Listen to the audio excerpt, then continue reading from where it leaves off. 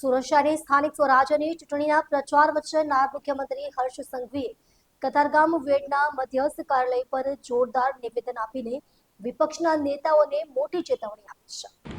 સંઘવીએ કહ્યું, વહેલી સવારે જાગે એટલે 5, 25 કે 50 લોકોની નેતાગીરી કરનારાઓને હર્ષ સંઘવી સવારથી નામ ન લે તો તેમની નેતાગીરી જ પૂરી ન થાય. પણ મેં પણ નક્કી કરી લીધું છે, એક એકને સીધા કરીને જ રહીશ. તેમણે કડક શબ્દોમાં કહ્યું, લુખ્ખા ટપોરીઓનો વારો લાગી ગયો, હવે બીજાનો વારો લાગશે, પણ લાગશે જરૂર. નાયબ મુખ્યમંત્રીએ કોંગ્રેસ પર આકરા પ્રહાર કરતા કહ્યું, 45 વર્ષની ઉપરના લોકોએ કોંગ્રેસનું થોડુંક શાસન જોયું હશે, પણ 55 વર્ષથી મોટી ઉંમરના લોકોએ તો કોંગ્રેસનું દુઃશાસન જોયું છે. મારી ઉંમર અને મારા પછી જન્મેલા લોકો ભાગ્યશાળી છે કે જેમણે મોદી સાહેબનું રાજ જોયું છે. સંઘવીએ ગુજરાતના વિકાસની તુલના કરતા કહ્યું, સુરત, અમદાવાદ, વડોદરા અને સૌરાષ્ટ્ર લુખ્ખા અને ટપોરીઓના નામે ઓળખાતા હતા. આજે એવી પરિસ્થિતિ ઊભી કરીએ છીએ કે કોઈ ટપોરી હિંમત કરે તો 4 મહિના સુધી પણ ચાલી ન શકે.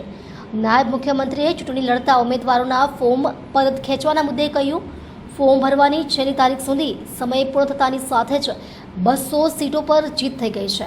જેઓ પ્રચારમાં નીકળ્યા અને લોકોનો આવકાર ન મળ્યો, ગામડાઓમાં એન્ટ્રી ન થઈ એટલે બીજા 520 ખરી પડ્યા. તેમણે દાવો કર્યો, ગઈકાલ સાંજ સુધીમાં ભાજપની 720 સીટ પર વિજય હાંસિલ થઈ ગયો છે.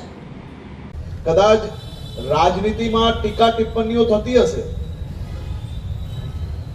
અને હું તો એનો સૌથી મોટો સાક્ષી છું, કારણ કે વહેલી સવારે જાગે એટલે 5, 25, 50, 100 લોકોની નેતાગીરી તો હર્ષ સંઘવીને સવારથી 100 વાર નામ ના લે તો એની નેતાગીરી જ ના પૂરી થાય.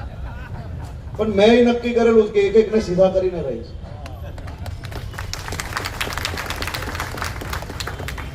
લુખ્ખા ટપોરીઓનો વારો લાગી ગયો, હવે બીજાનો વારો લાગશે, પણ લાગશે બધાનો.